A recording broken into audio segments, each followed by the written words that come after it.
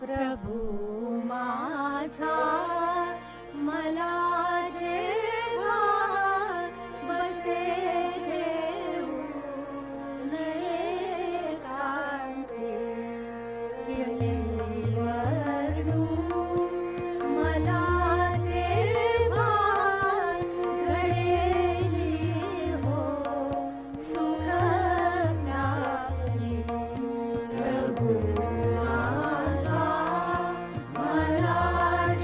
प्राप्ती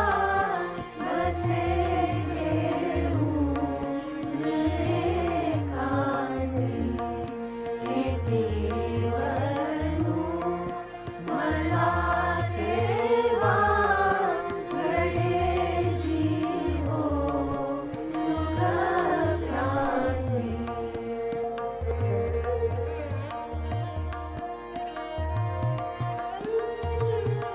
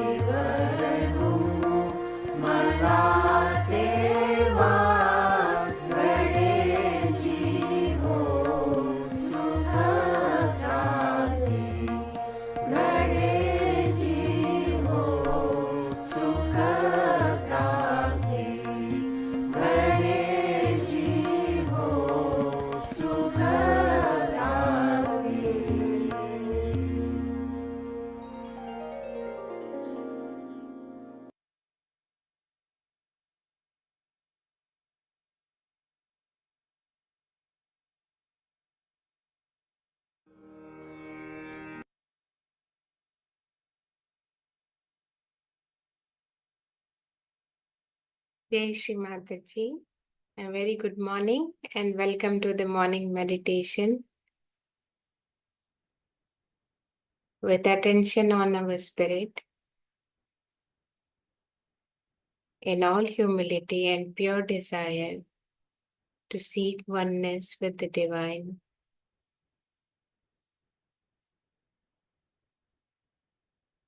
To seek our true spirit. Let's collectively offer pranams and request permission to meditate collectively. With attention on our Shushumna, we then raise our Kundalini and take bandhans.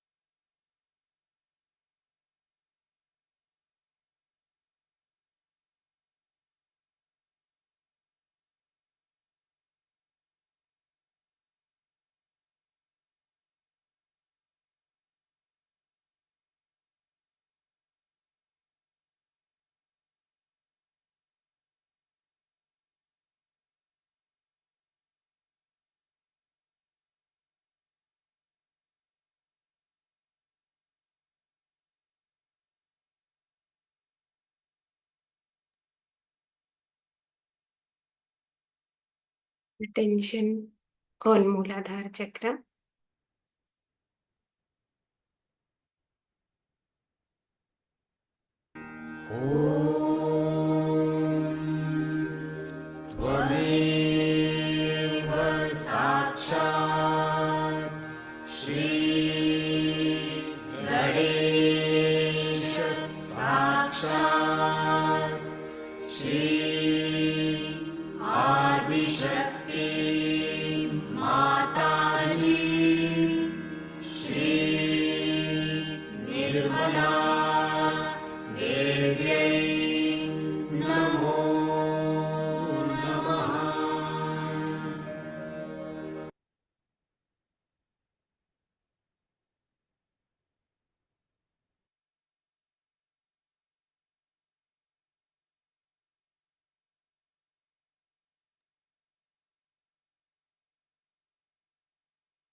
Shri Mataji, verily you are Sakshat Shri Ganesha.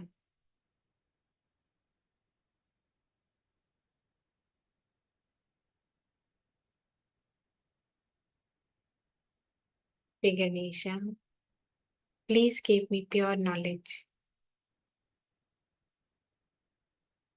For this, we put our attention on left Swadhisthana.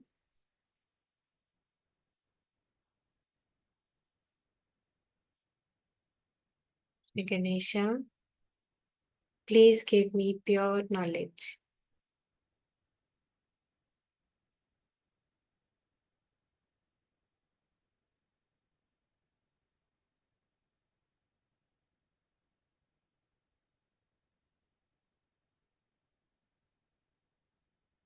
Attention on right Swadhisthana, void.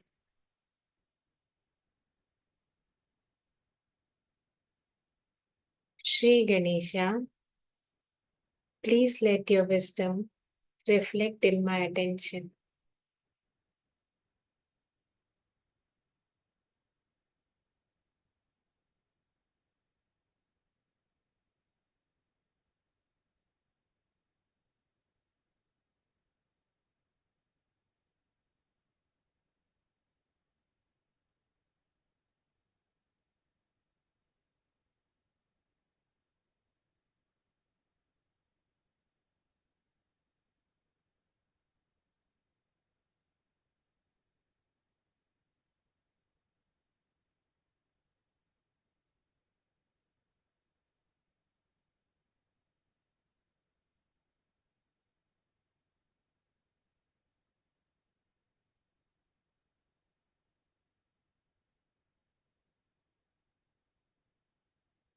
Attention on our heart.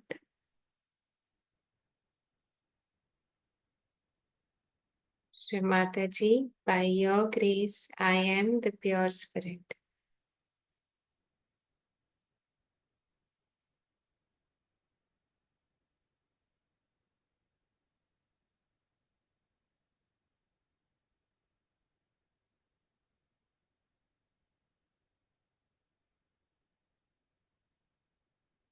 Vandans to Vishuddhi Chakra.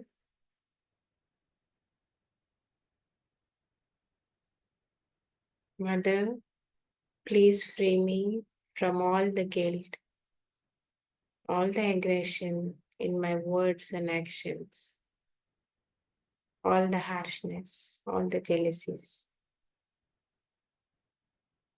all the Maya preventing me from reaching the witness state, the detached witness state.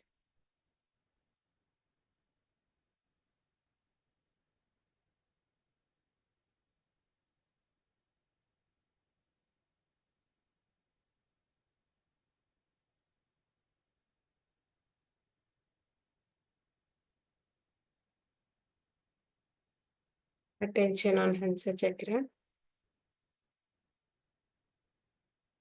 Shri Ganesha, please bless me with wisdom and divine discretion.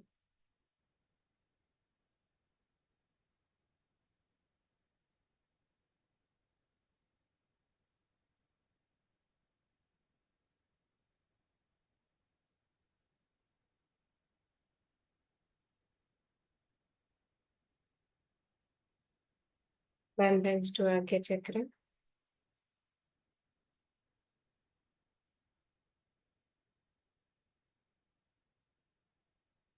I forgive everyone, including myself.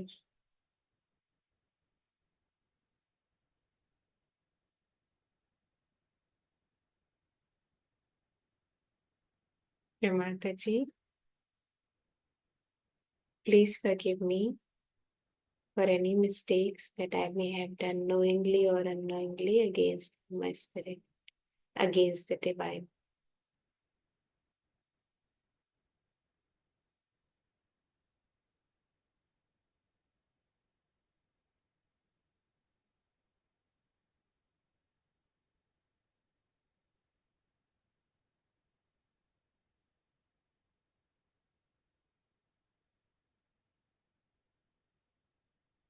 Attention on Sahasrara.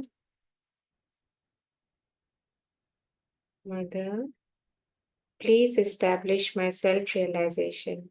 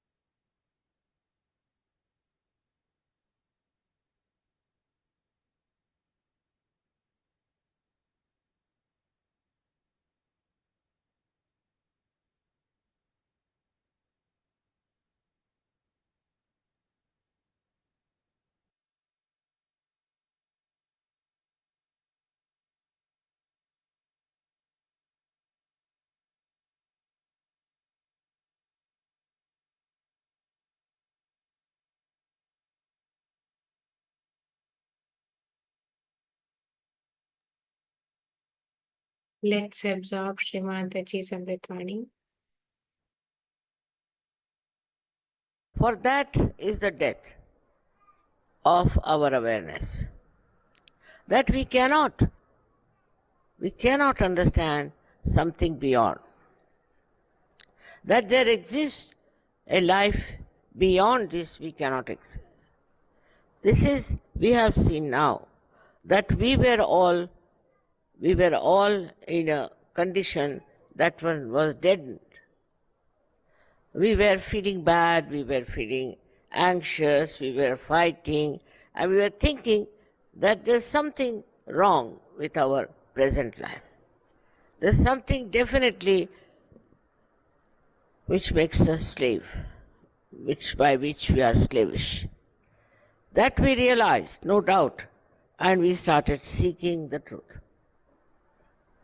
We started seeking the truth in so many ways. I know so many were also went astray and they lost their balance and have fallen into a complete demise.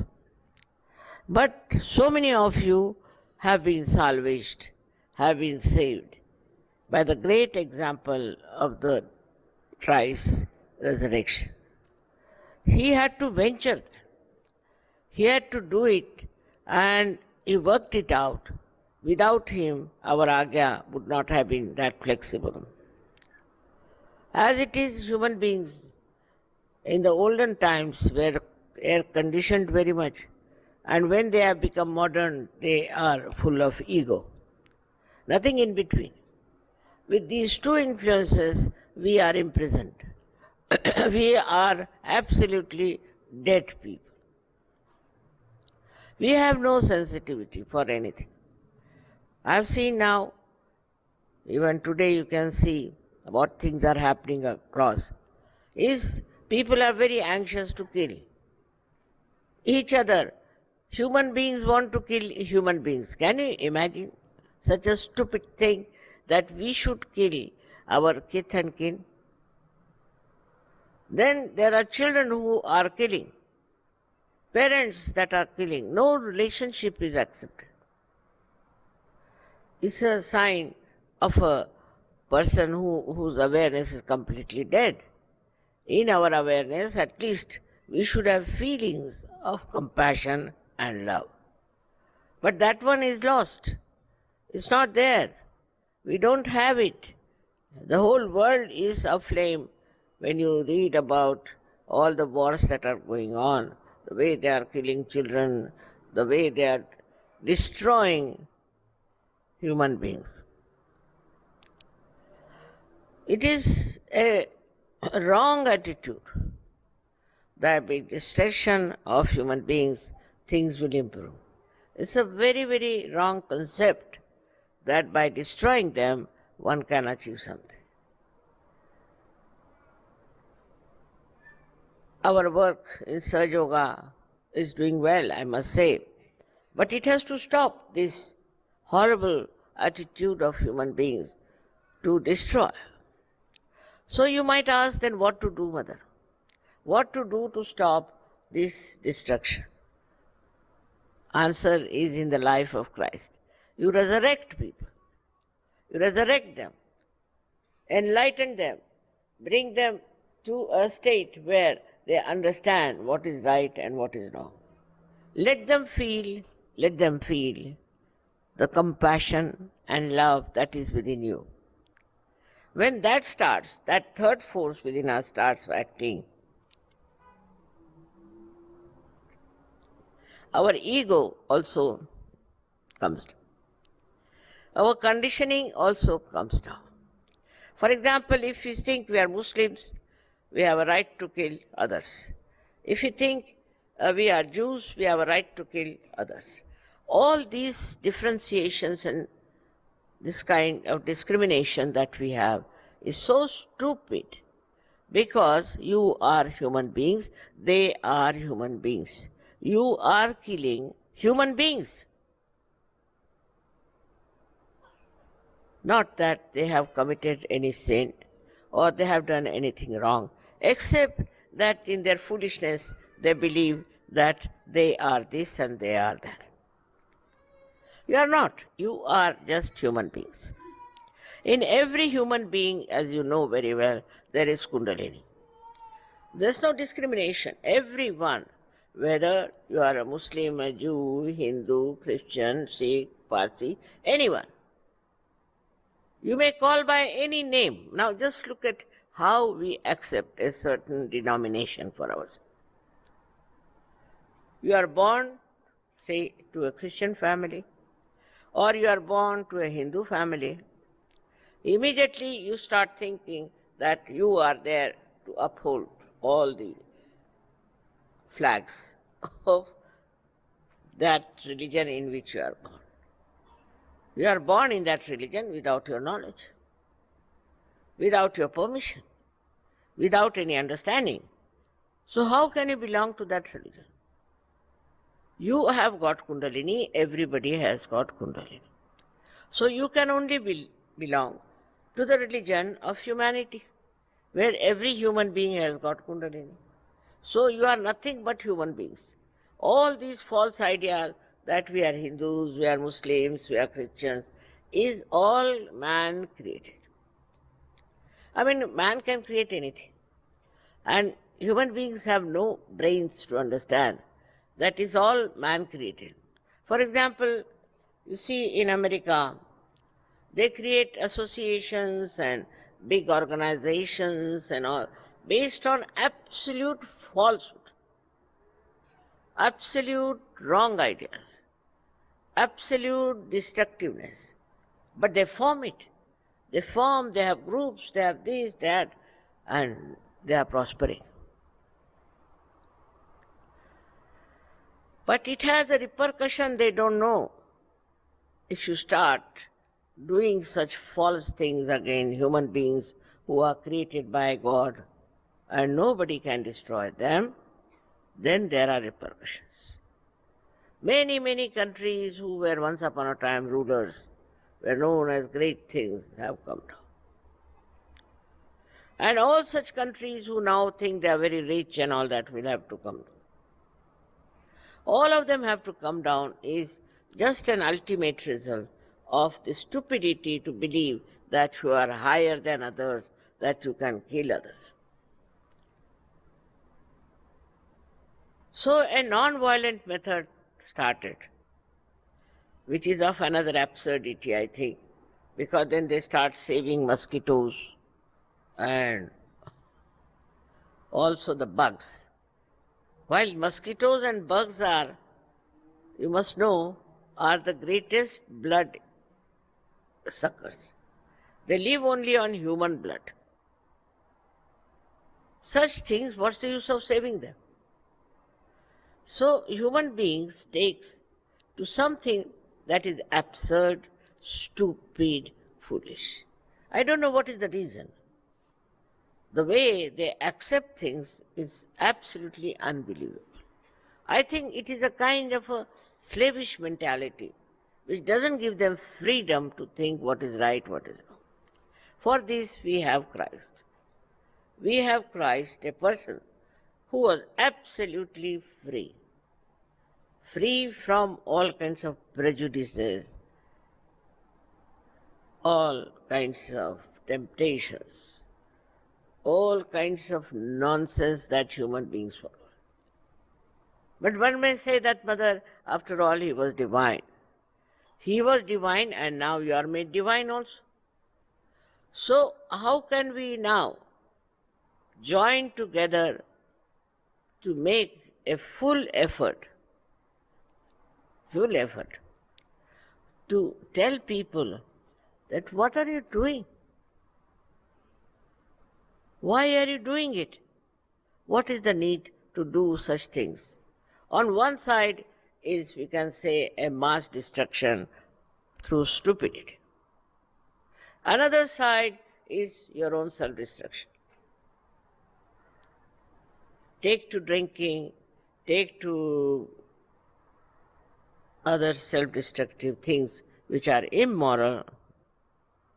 That's very easily available and people like it very much, and they don't like when you talk that this is destructive. So either we destroy others or destroy ourselves. Christ was destroyed by others and he resurrected by himself. So we are also in the same position now. I know many a times Sahaja Yoga was challenged, now it's much better, not so bad. Was challenged and there were so many problems. But now it's smoothing down. Because that's the truth. That's the reality. That's what is divinity. So you should not be afraid. All these funny ideas about Sahaja Yoga also will die out. It's a resurrection not only of you people, but also of our ideologies. Now the ideology is changed, that our awareness should be enlightened. We should have light in our awareness. This has come suddenly through Sahaja Yoga to people, that if you don't have the light, how can you go further in the right path? It's not easy to describe Christ's life, how he went through that. He died so young and brutally he was killed. But still all that, he resurrected himself. He came out of all that, came out of that ordeal. So for us also, when we have in Sahaja Yoga problems, we should know we have a power to resurrect ourselves. No one can destroy us. No one can finish us off because we have a power to resurrect ourselves. This special power that we have to resurrect, you should all the time understand and feel it and meditate on that. I hear from people from every country, the government is doing like this, the government is doing like this, or they are having some trouble, they call you a sect, they call you this and that.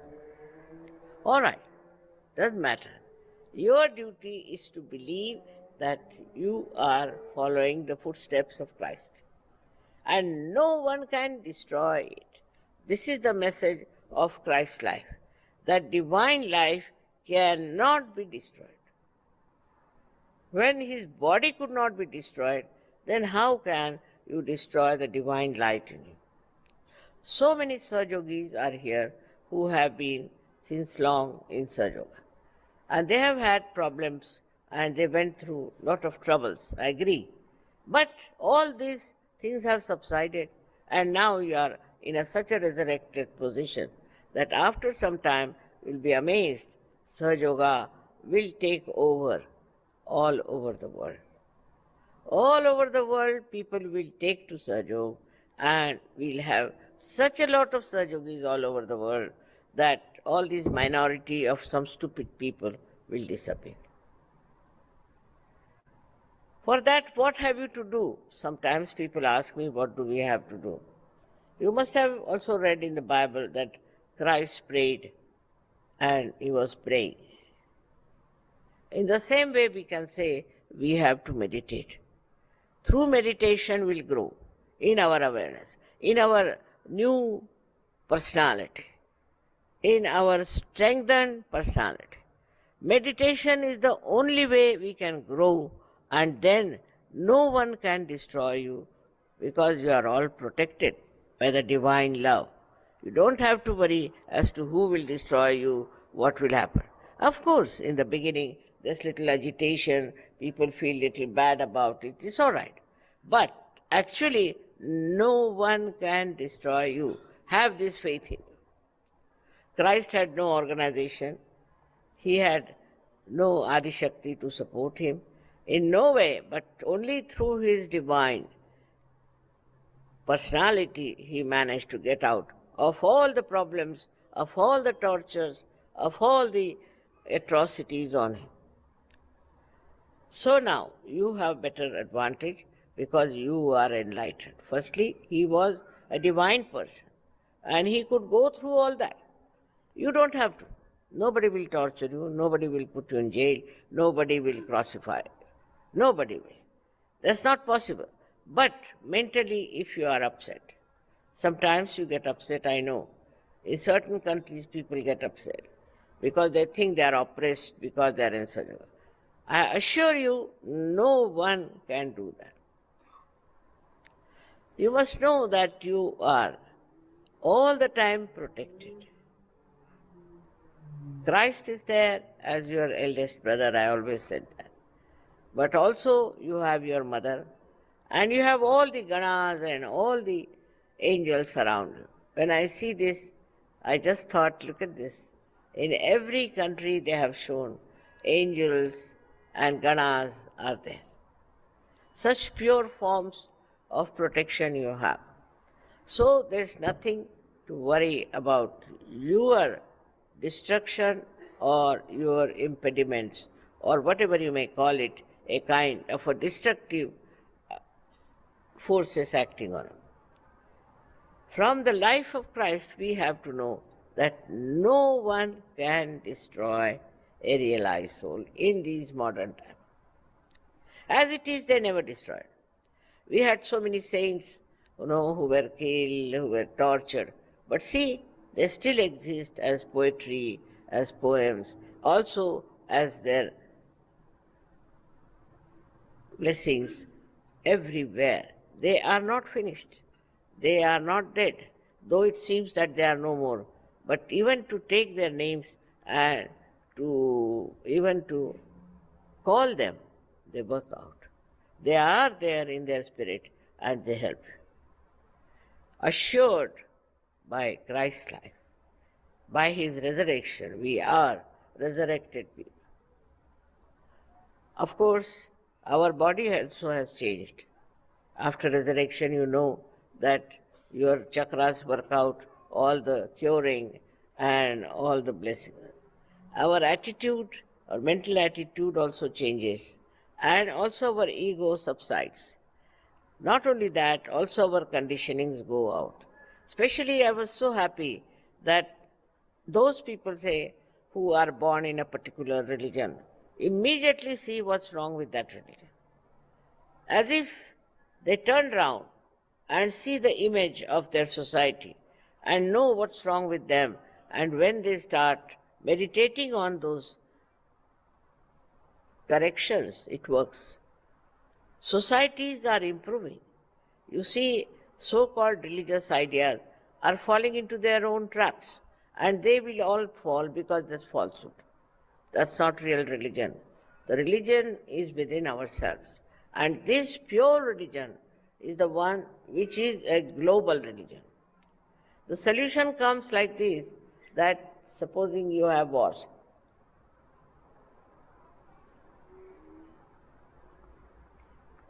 Wars in the name of religion, in the name of God especially. And in the name of religion they have wars. So now, what happens? All such wars that take place cannot destroy reality, cannot destroy the truth. This is another message of Christ's resurrection. You cannot. You may think that today you have destroyed these people, but they are there.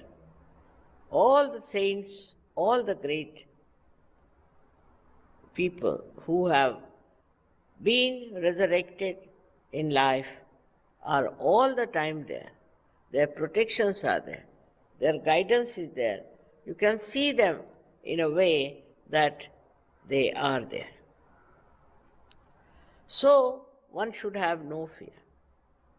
The fear of death has to go. So many of them have said the same, that what is death after all? Death dies itself once you are resurrected. So one should not be afraid of death. Now, how many of you have been afraid of death before your resurrection, but not now? You are not bothered as to when the death comes, what happens, or which way you are going to be so-called destroyed. You know you cannot be destroyed.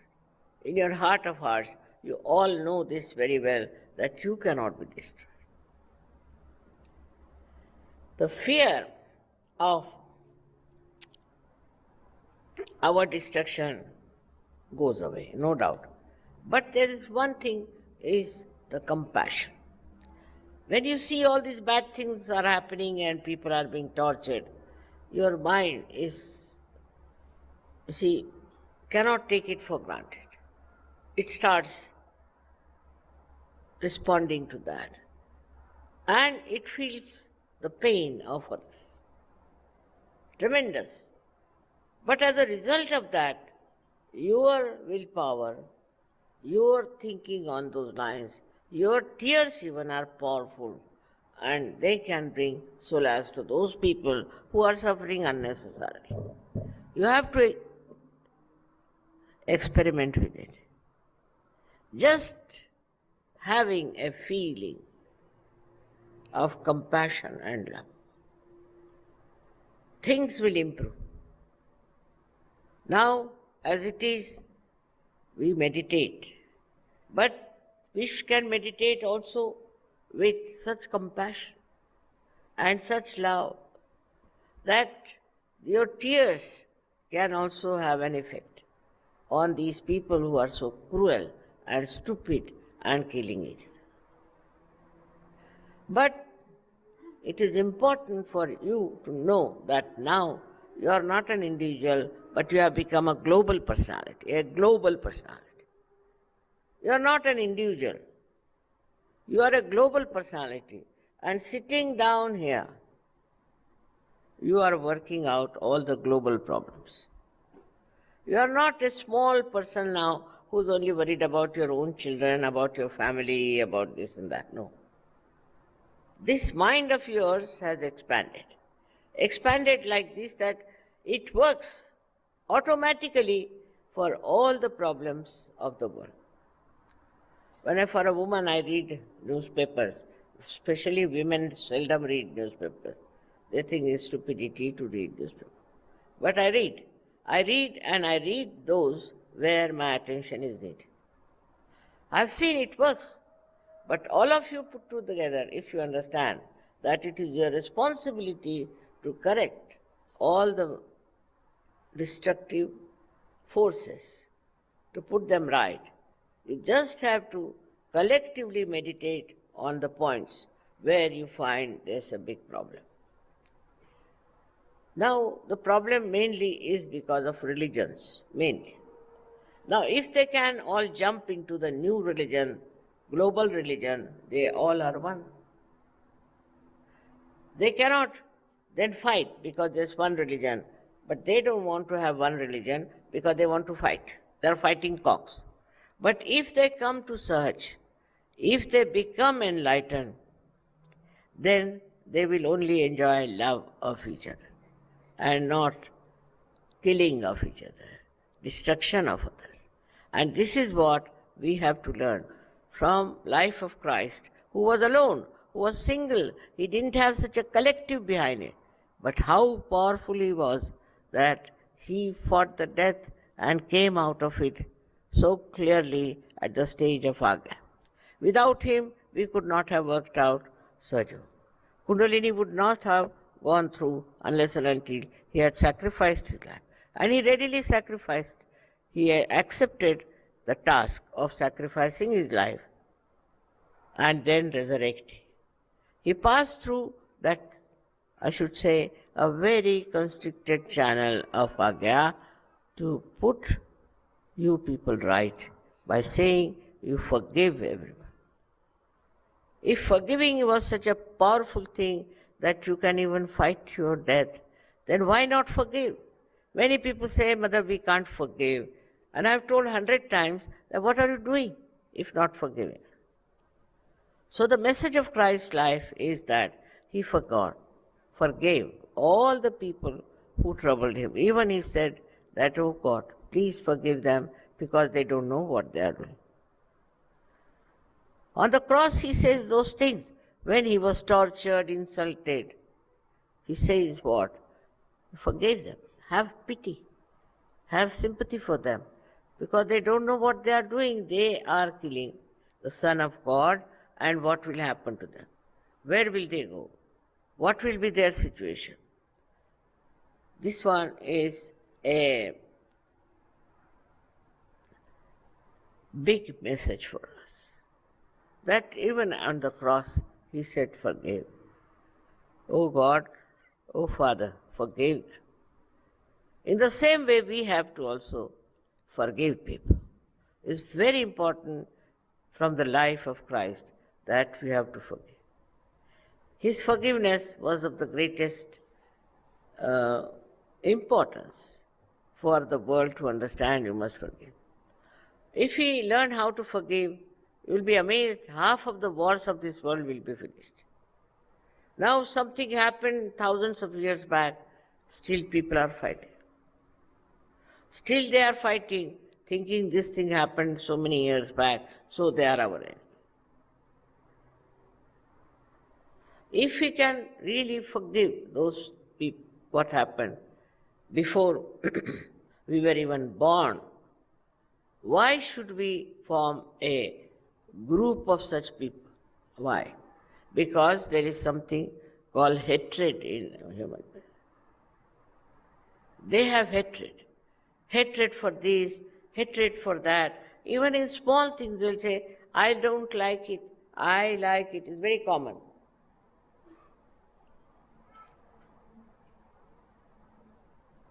Nowadays especially. When we were young, we were not supposed to say such a thing. I don't like it, I like it. We are not supposed to say. But nowadays, freedom has given them to talk like this. I don't like it, I don't like that, I don't like that, I don't like that person. Who are you? What do you think of yourself to judge other things? You don't know how to appreciate. You don't know how to enjoy.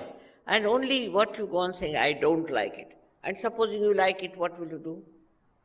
Whether you like it or don't like, it's just the same. But just to show off their ego, we say, I don't like this way, I don't like. Because there's no love. If there is love, then you can enjoy everything. You'll never say, I don't like it, I like it. You will definitely enjoy if you really say that I enjoy everything. You are closing down yourself by saying, I don't like it, I don't like it, I don't like it. As if you are a great connoisseur or a person, a judge, to say this.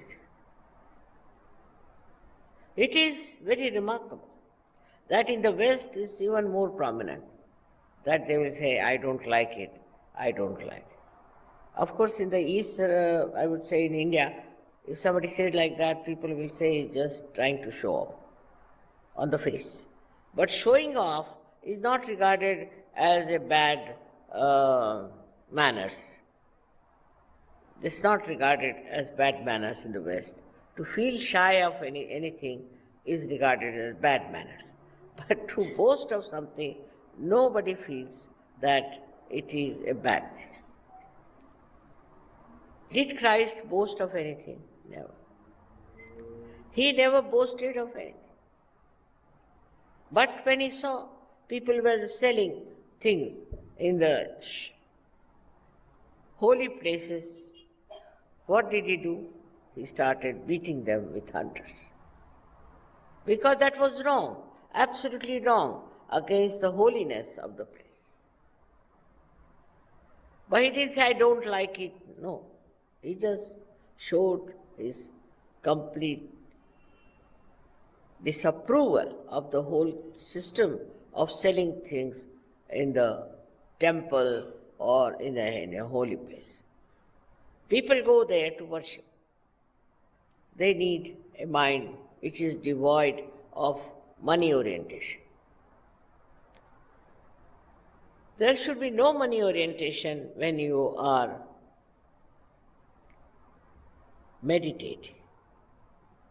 This is the biggest problem of today. Everything is money orientation. You like a car which is very expensive, so you want to have. By hook and crook you will get that car and sit in that. You might be a thief, but you buy an expensive car to show off. Perhaps maybe because you are a thief, that's why you want to hide your personality. So there is no truthful life. It's all just showing off and thinking no end of yourself. But when the death will come at your doorsteps, what will you do?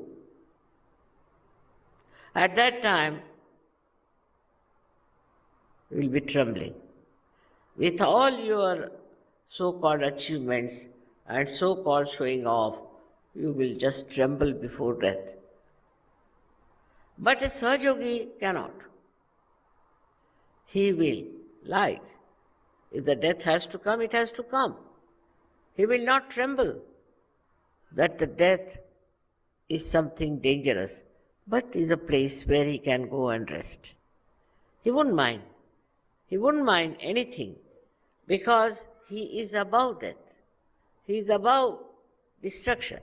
So he wouldn't mind anything, whatever comes his way, and he will surrender to it easily. We have Kabir. Kabir has written so many poems, mostly about death. He said, when death came, I didn't say a single word. I didn't fight. But what I did, I took a sheet on top of me and went off to sleep.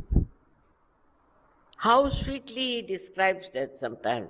And Kabir then reminds me of Christ. How sweetly Christ also went through all these things. And when he died, the whole elements shook.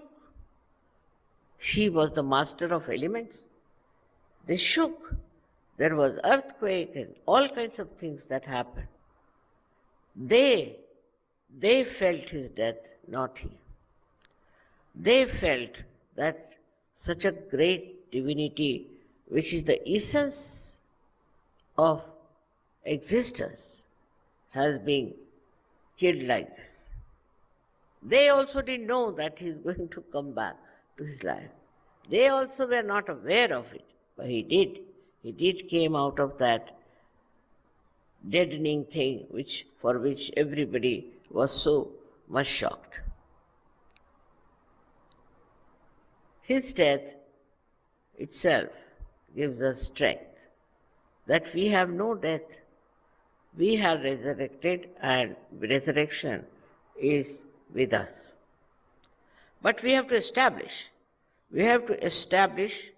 our Sahaja Yoga, our meditation. That's very important. The other day I met one lady. She told me of several miracles in her life, how she was saved. She was about to die, she came across an accident, but how she was saved. While her husband, he succumbed to all kinds of things. So I said, what do you mean? How it happened? He said, Mother, it's nothing but Shraddha. Shraddha is dedication.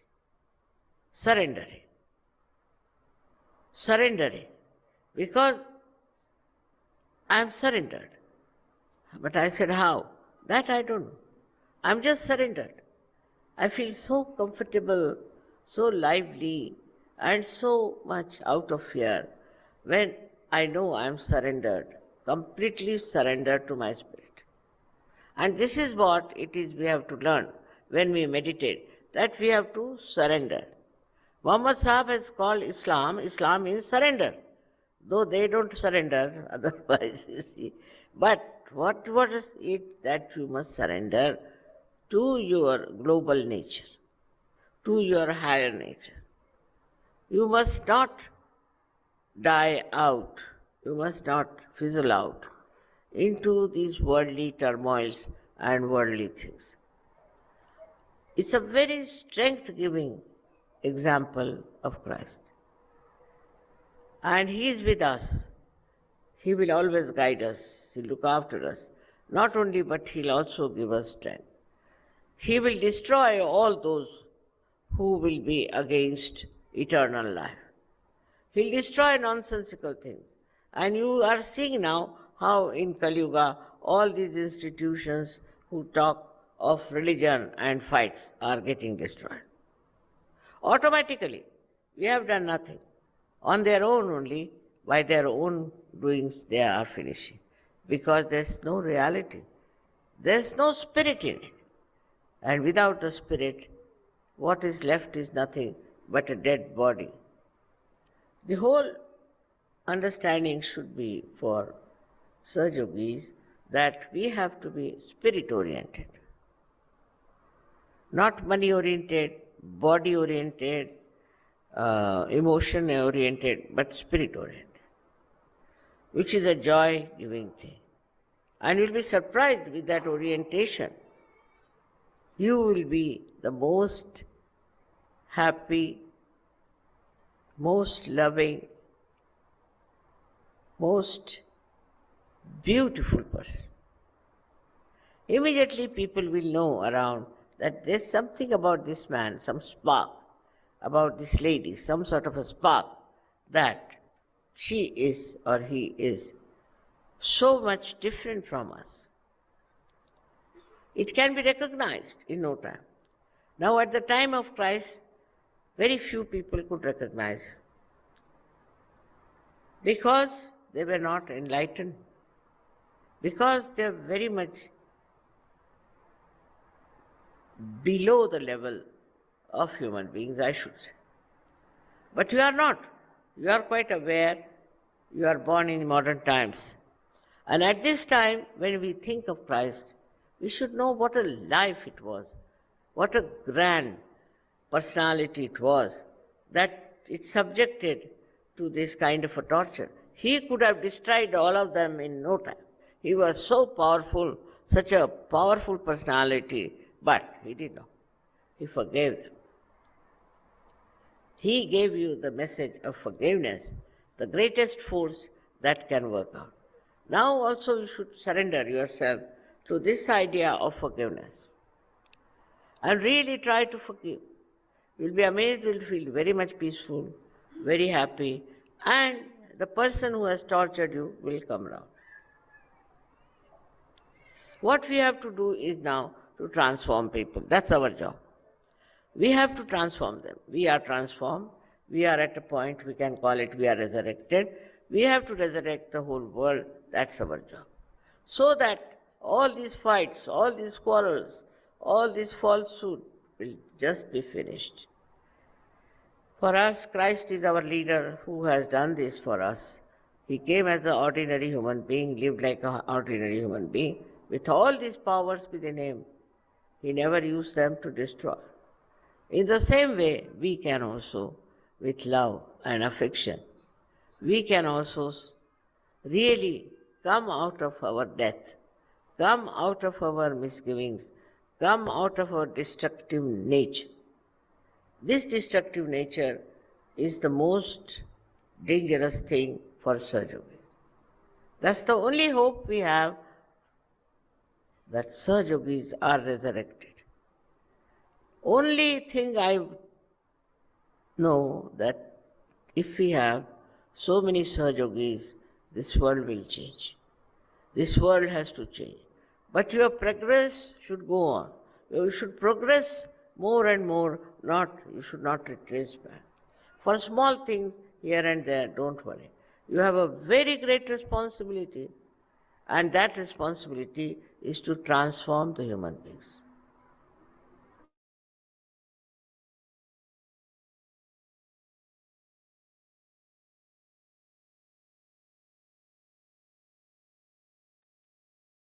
Meditative state.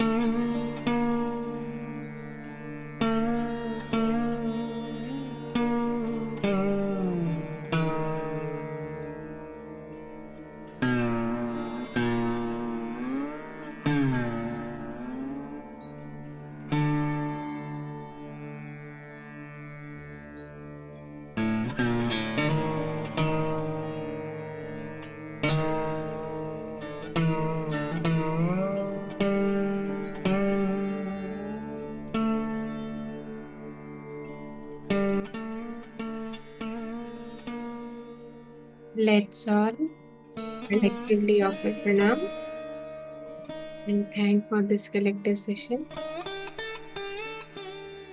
We then raise our Kundalini and take bandhans. Jai Shri Mataji.